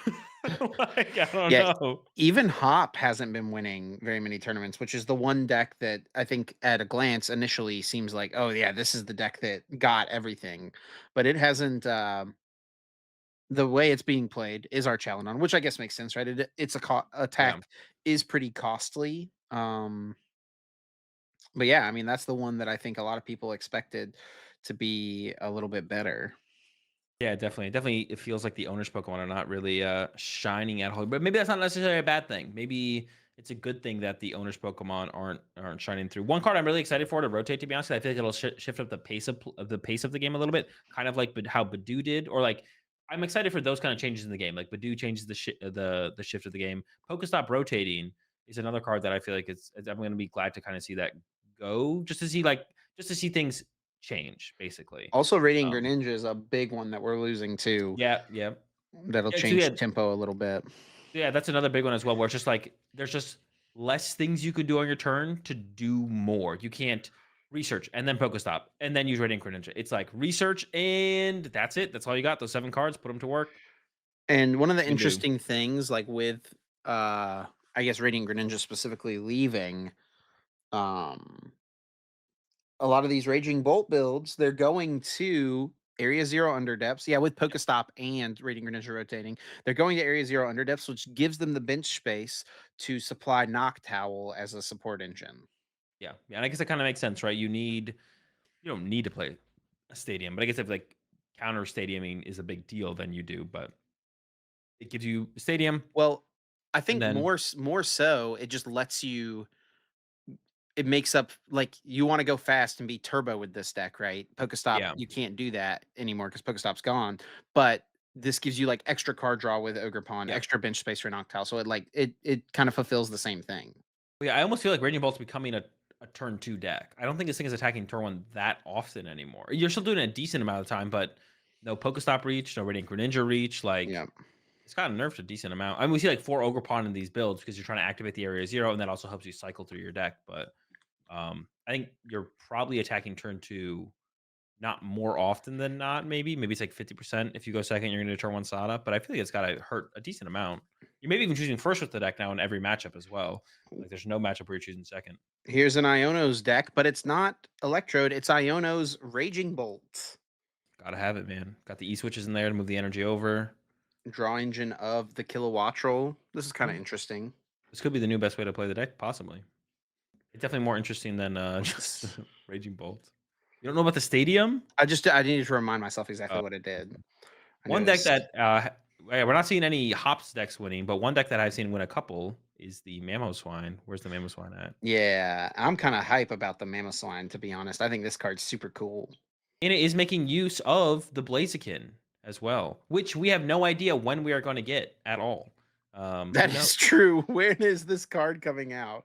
Actually, Holy even cow. that would kind of suck if like Mamoswine is like I don't know, maybe a tier 3 deck, right? Maybe nothing too crazy. And then it's like, well, it seems like Blaziken's pretty good in here for charging it up because that's one problem that Mamoswine has, to be honest, is energy acceleration. I saw Um, someone else share a list that had Garganackle in it, which I also think seems pretty good. there we go. Yeah, could get that involved. Oh, this is interesting. Hold up. Dusknoir Azumarill. It's just a Terrapagos Dusknoir deck. This is less interesting. I thought it was gonna be more interesting, and then you clicked on it. I was like, well, I'm a little disappointed. This is interesting though. This one is definitely interesting. So we've got a Alakazam EX deck. So Alakazam EX has one of the most interesting attacks in the game because you can use it from the bench. Um, but the problem is that it only does 120 damage, and it's on a stage 2 Pokemon. So it's a lot of effort to get it in play, and then to only deal 120 damage, right? It's not a Um, lot. but this has got 3 Mimikyu. It's got the Klefkis to hide behind. You got the new Alakazam as well. I think it's probably a big piece for this deck. Or when did this one come This out? this is Oh, old, this is buddy. old. What the heck? I thought Yeah. this was a new one. But yeah, it allows you to, for one psychic energy, your opponent's actor is now confused, and you may move any amount of damage counters from your opponent's Pokemon to any other in any way you like. Yeah, this card's been out. Man, I didn't even know this thing existed. I thought it was a new card. I'm just trolling. Yeah, the Zam. Maybe is this the Zam's time? Hide behind the Mimikyu. I cannot imagine this deck is that good. Probably it's probably I feel not. like this person probably won, and they would have probably won if they just had 4 Mimikyu in their deck, most likely. Like, Yeah. um, there's some control stuff here. I'm assuming that's what Melodic this is. Giraffe. Yeah, Yeah. Melodic Giraffe popped up a lot, which makes sense. All the V-Stars are gone, so Giraffe has become a lot more powerful of a card. Beats Raging Bolt. Yep. So Farigiraf has this ability, Armor Tail, prevent all damage done to this Pokemon by attacks from your opponent's basic Pokemon EX. Yeah. And then the Melodic has Hypnosplash 160. Your opponent's active is now asleep, and then prevent all damage from your opponent's Terra Pokemon done to this Pokemon. So it's like if you're against the stage 2 decks like Charizard, Dragapult, Melodic can wall them. And if you're against Raging Bolt, Farigiraf can wall them. Yeah. And look at the A spec there. Got the Poke Vital A. Very interesting. 200. Honestly, that might be just better than Scoop Up Cyclone in the style of decks. We saw that at the beginning of the year in Baltimore with that Ogerpon Noivern deck. It played Scoop Up Cyclone, so you kind of cycle your Ogerpons against like Lugia. But honestly, Vital A, the only reason you did that was to effectively heal your Ogerpon, but you would lose the energy in play. Honestly, Vital A might have just been better because it you didn't need to 150 damage should be enough to actually is for what you needed for the use case. That's actually pretty interesting, yeah. And there's one here, I hadn't clicked on this yet. There's a couple here that seem pretty interesting just based off the Pokemon sprites we see. So there's a Flareon Noctowl deck here, which I'm interested to see. So just to remind everyone, and maybe myself as well, what the Flareon EX does for a fire and a colorless 130 damage, search your deck for up to 2 basic energy cards and attach them to one of your Pokemon. And then its next attack does 280 damage, but then on your next turn it can't attack. So this is a like Noctowl build of the deck where you've got Eevee EX as a Terra Pokemon that you can activate Noctowl, which is kind of cool. Yeah. Flareon's attack 280 is pretty solid. You can power it up with Crispin or its first attack. There's also this Tapu Koko in here, which does 60 plus 20 more for each of your benched Pokemon. When is Something this weak coming to out? There's something weak to lightning, right? Maybe just for your treat, but there's something weak to lightning? I mean, you could just play Latios if you wanted for your treat. Well, this attack uses lightning energy. So this thing, I mean, it's a area 0 deck, so like you can just do a lot of damage with it Do as a what, basic 200? Pokemon. Yeah, it's like a basic Pokemon that can just do a lot. Sure. Guess you could KO an Ogerpon or something. You only have one area 0 in here. True. Cooked, chalked. Oh, and this is interesting. Your fire evolution Pokemon's attacks do 10 more damage to your opponent's active Pokemon. It's a 290, 300, and they have Gravity 300. Mountain, Okay, it's all coming reduced together. HP, play Briar. Or 1 KO and everything with that, actually, technically. That's actually okay. Maybe they did cook. Maybe they did cook, actually. At first, I was kind of writing this off. I was like, what is going on here? But they may be cooked. They may be cooked. The Fan Rotom gets your Eevee, Yeah. Is the other EV? Did we lose the other EV to rotation? Also, which that is EV's not even that good though. It says if you evolved an EV, you evolve this EV, basically, is what it says. But honestly, that one is like okay. The problem with that one is that like the way you get energy on your evolutions is through Glass Trumpet, and if you evolve Oh, them all immediately, you can't Glass Trumpet to your EVs. So, this guy? yeah, it does Yeah, rotate, okay. does rotate. It's got a yellow border. That's how you know if something Yeah. rotates.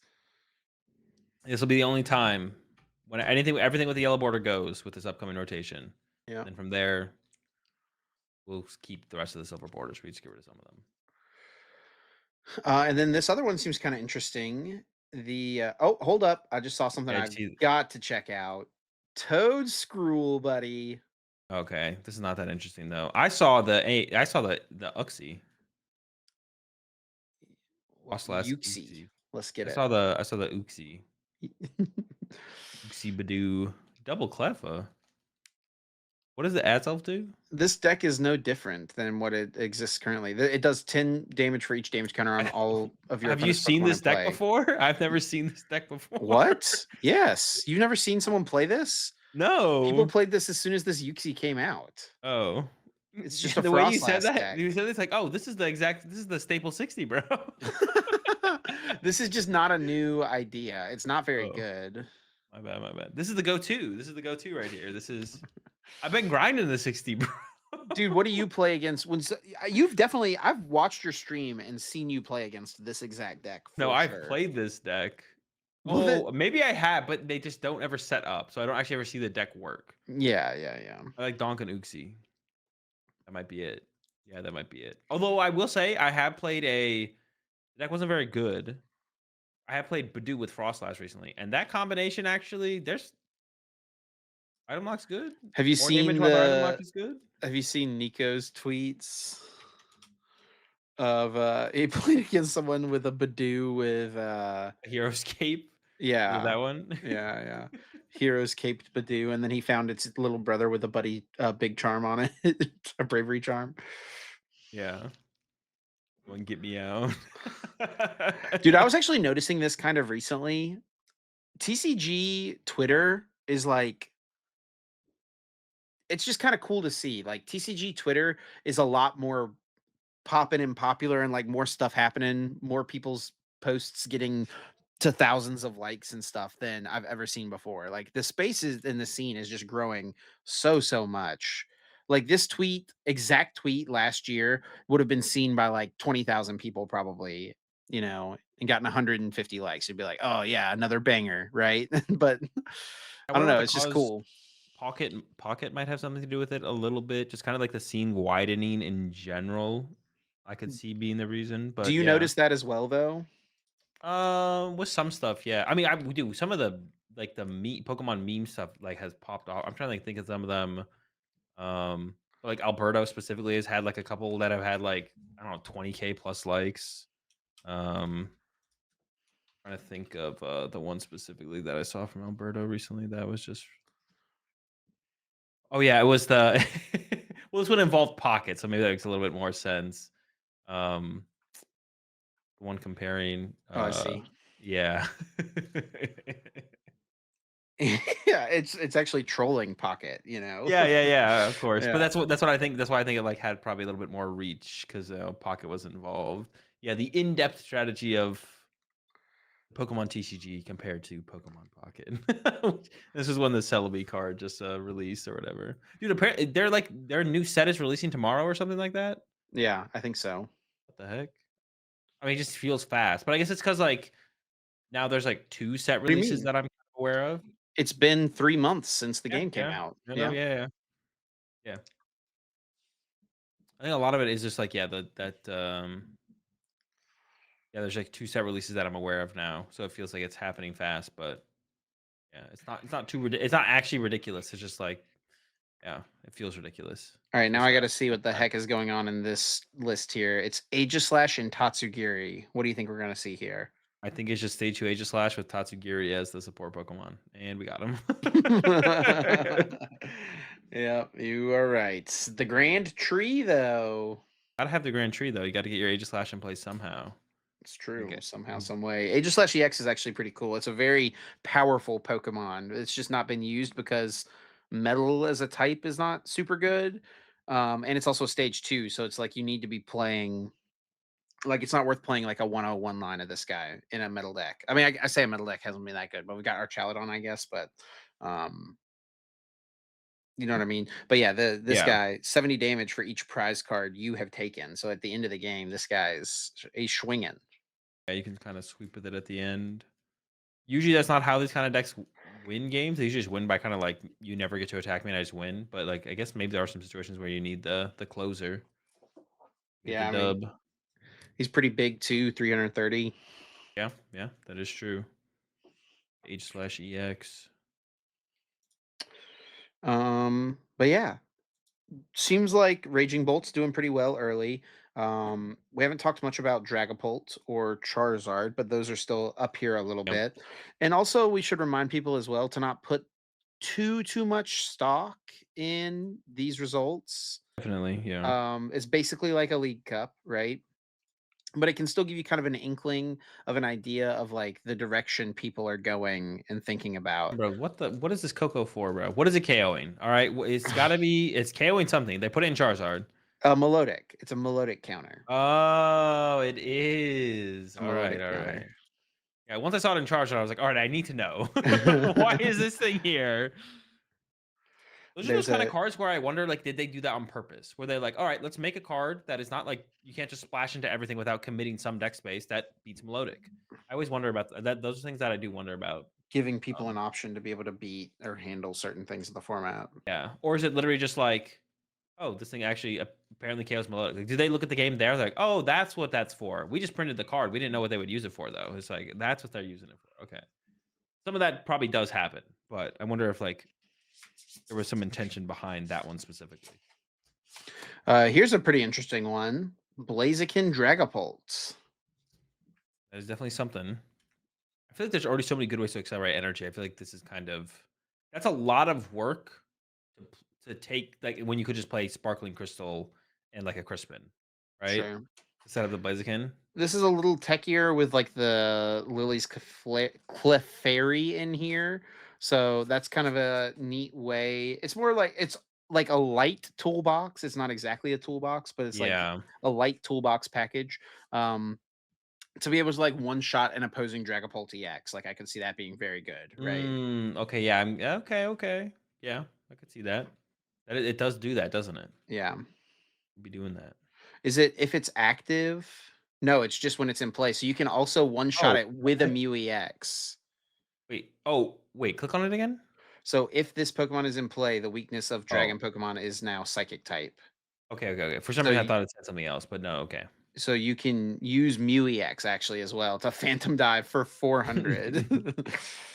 Bomb with that, or yeah, get him with the Clefairy. Okay, that is kind of a cooler take. But yeah, the Blaziken seems like a lot of work to do something that cards. It feels like cards already do. Yeah, I mean, not to feels like it would maybe be better or easier to set up than that, but like, yeah, to add to the extra pieces, is kind of neat.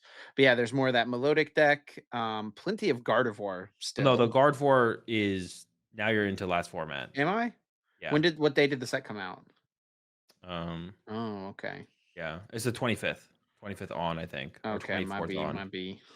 Yeah, 25th or 24th on is when it becomes So it's just Battlefield. Raging Bolt, man. It's so Yeah, it much is. Raging Bolt. Hold on, there's some Golden Go Dragon Ball in there. Don't disrespect the Golden Go Dragon Ball. Dragon Ball. Dragon Bolt. Where's Dragon Bolt. Golden Go Dragon Bolt? Go down or up. It's there both times. There we go. Interesting. Is We'll this go a deck? Dragon Bolt. I hope not. This should not be a deck. There's no way. You've There's heard of just no. Dragapult Iron Thorns. Now get ready for Dragapult Golden Go. Yeah, I don't even. I guess it's like there's a couple things you can get out of it, like setup damage, spread damage, a different attacker, Draw more. Engine. Yeah, more draw power from the Dracloak is like a thing. It just seems so. It feels misplaced, but maybe it is. Maybe it works. Might work. All right, Azul. Any others you want to look at or any others you want to talk about before we get out of here to the bonus episode? Or any other words about rotation that you want to say? Since, like, you know, if people ask you about it in your Twitch chat, they get banned. So, like, now would be the time to answer the questions that people have been getting banned for. They get timed out. I just don't have any of the answers that people think that people come to me with, so I just time out anyone who asks about rotation. What's the best deck after rotation? I don't know. It's 2 months away. I have not played the format. I've not thought about the format. I have no answers for any of these things. I know as much as you do. That's about it. It is kind of sad to see the owners cards seem to fall flat off the rip the way they have. I mean, there's like you said, plenty of time. Don't put too much stock. Don't put too much weight in these results. And I Let think people that cook. yeah, I think for Zorak specifically, that we will probably get more because it's only 2 cards, right? That Zorak can copy. It's the Darmanitan and the Reshiram. Yeah, Like, there's why printing a card like Zorak, like End Zorak, and then also giving it like the Energy Acceleration item card, and then being like, you can pick between a Darmanitan and Reshiram. yeah. Like, there's got to be more on the way for that. The lilies and the other ones are maybe tapped out. I don't know if we're gonna see more from them. Yeah, if Um, there was, like, some sort of hops B string or something like that, right? Then We could maybe we do see another hops card. Maybe they just like give every all the things like one more card. then I feel it's like N needs literally like just two, but Buzzwole. Maybe they meant for In's PP up to be Hops PP up, and then they were, yeah, like, trying to actually make Buzzrock come yeah, back, but they want to go all the there was a way. couple decks here that did play the double because, like, it's Hops Yeah, double, but, it's just the gusting effect, so that's actually kind of interesting. Maybe could see that pop up. I could see that in, like, the Mamoswine deck, actually, to be honest, because the Mamoswine ability searches for your Gust card. That's actually kinda cool. yeah, that is actually is kind of cool. It's a good thing that honestly, it's a good thing that Pokestop rotated before that came out because Night Treasure plus double would have been Hmm. kind of plus Pokestop like that would have been pretty good. I'm definitely excited for the Mamoswine, though, to give that thing a try. Hopefully that one is. Hopefully there's some good stuff, and then if it's not good immediately, there's always more sets coming out that'll shake things up, change things up. Hopefully it doesn't take rotation for owners Pokemon to be good, but who knows? Maybe it will. Maybe we have to wait like a whole rotation before owners Pokemon pop up. I guess like as far as Gardevoir goes, actually Gardevoir I haven't seen at all. I don't think in any of these results. Maybe there was a Rev Room Gardevoir in there, but Yeah, but I think there's no reason to think well, we'll see, yeah, it's gotta be Revavroom Gardevoir, I guess, right? yeah, I think Probably there's the got it's way to got play it. potential. It's Yeah. probably got potential for sure. All right. Well, I think that's going to do it for us this week. If you did enjoy, please be sure to leave us a like, a review, a rating, or subscribe. It's the best way to support us and help more people find the podcast. And if you want to stay up to date with us, you can follow us over on X, myself at Chip Ritchie Azul at Azul underscore GG. And you can follow the podcast at uncommon underscore energy. Yeah, appreciate the support as always. Catch y'all next Wednesday, 7 a.m. Eastern.